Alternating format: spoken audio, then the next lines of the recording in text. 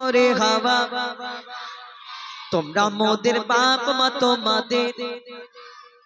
হাবিল কাবিল প্রশ্ন করে হাওয়া আদমকে তোমরা মোদের বাপ মা তোমাদের মা বাপকে বলো গো মোদের বলো কি তাদের নাম ছিল বলো গো মোদের বলো কি তাদের নাম ছিল মোদের দাদা দাদি নানা নানি আছে কোথায় প্রশ্ন শুনে আদম হাওয়া হলো অবাক গো হাবিল কাবিলকে তারা কি দেবে জবাব গো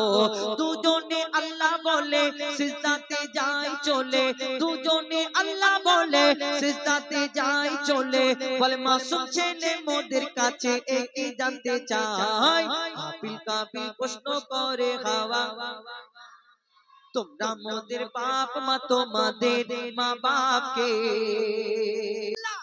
আদম নবীকে মা হাওয়াকে যখন পাঠালো পিতা আদম শ্রীলঙ্কায় মা হাওয়া জেদ্দায় আল্লাহর দরবারে সিজদা করার পরে আল্লাহ ক্ষমা করার পরে আরাফাতের ময়দানে তানাদের যখন মিলন হলো তারপরে তানাদের বাচ্চা হলো জান্নাতে তো আর বাচ্চা হবে না শুনে রাখুন জান্নাতে যে যাবে সে মরবে না বাচ্চা কাচ্চা জন্ম দেবে না আর দুনিয়াতে ওই যেমন হয় সেরকম হবে না জান্নাতের মজাই আলাদা তো দুনিয়ায় যখন আসলো তানাদের জোড়া জোড়া বাচ্চা দিয়েছিল এই একটা ছেলে একটা মেয়ে কিন্তু কেন জোড়া বাচ্চা দিল কারোর একটা হয় কারোর দুটো হয় কারোর তিনটে হয় আল্লাহ আদম নবীকে জোড়া জোড়া বাচ্চা এই কারণে দিয়েছিল দুনিয়ায় আর চারিদিকে কোনো জায়গায় কেউ ছিল না আল্লাহ এই কারণে জোড়া জোড়া বাচ্চা দিল যে ভাই বোনের বিয়ে হবে হাবিলের বোনের সঙ্গে কাবিলের বিয়ে কাবিলের বোনের সঙ্গে হাবিলের বিয়ে বাকি রয়ে গেল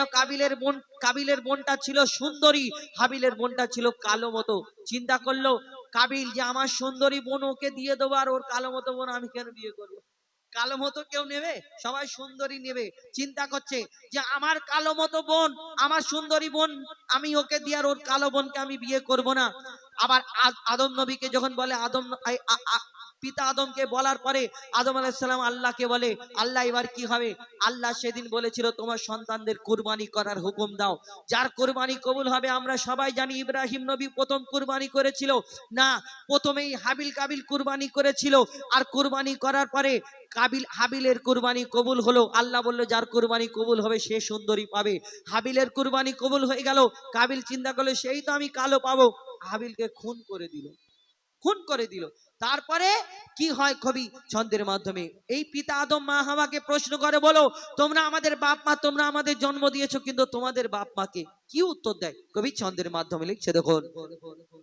ওই বলছে আদম শোন তোরা শোন মানব জাতির মাঝে সৃষ্টি আমি প্রথম ওর পাজিরার হাড়ে খোদা হাওয়াকে গড়ে আর গন্ধ খেলাম দুনিয়ায় এলাম জান্নাত ছেড়ে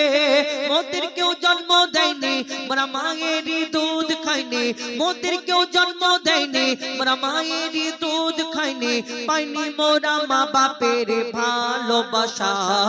মোদের নেই বাপ মা মোরা এতিম দুজনা মা বাপ কি মোদের জানা হলো না দুজনে এতিম মিসকিন নেই মোদের মা বাপের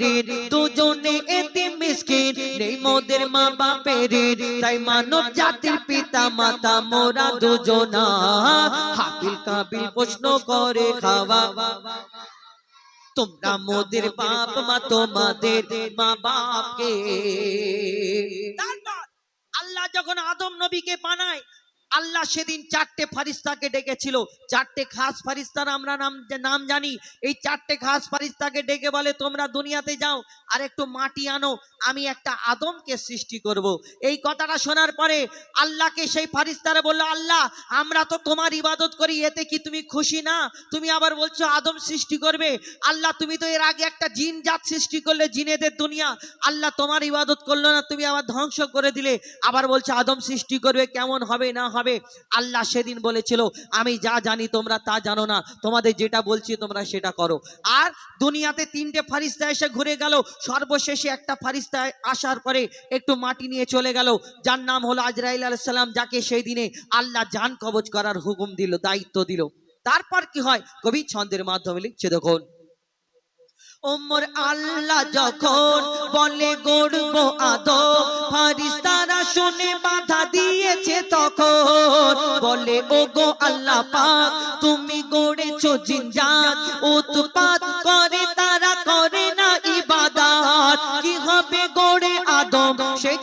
মোদের মতো কি হবে গড়ে আদম সে কি আর মোদের মতো কি জানি দেখতে কেমন তার রূপ চেহারা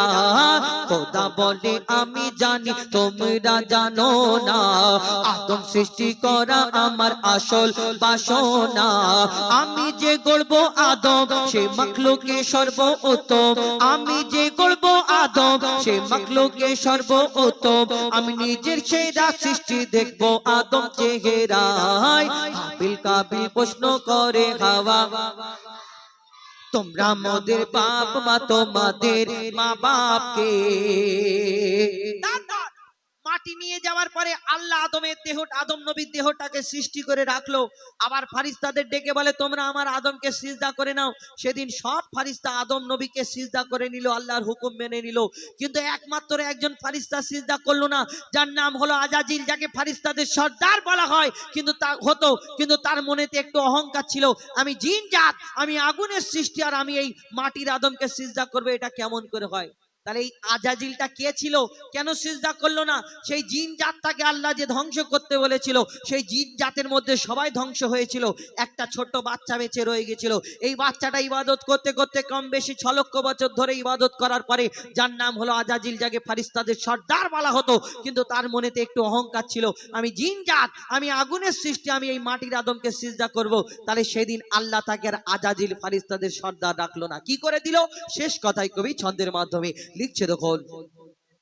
দিল আল্লাহ আওয়াজ শোনো শোনো সব আওয়াজ দেখো আমার গড়া সৃষ্টির সেরা মাখলুকের তাজ এ মোর সাধেরই আদম একে গড়েছি এমন সারা কায়নাতের জ্ঞান তার মাঝেতে গোপন আদমকে দোয়া করে নে তোরা সিজদা করে আদমকে দোয়া করে নে তোরা সিজদা করে এ সুযোগ দিলে ছেড়ে পাবি অভিশাপ আজাজিল বলে আমি সিজদা দেব না আদমের থেকে আমি দামি খোদা কি জানে না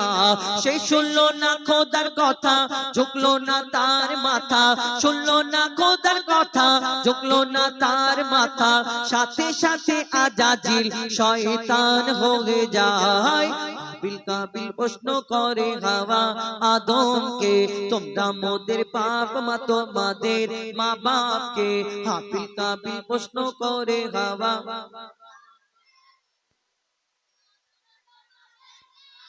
হাবিল কাবিল প্রশ্ন করে হাওয়া তোমরা মোদের বাপ মা তোমাদের বলো গো মোদের বলো বলো গো মোদের বলো মোদের দাদা দাদি নানা নানি হাবিল কাবিল প্রশ্ন করে হাওয়া তোমরা মোদের বাপ মা তোমাদের ঠিক আছে তোমাদের এখনো ঘুম পাইনি এইবার তুমি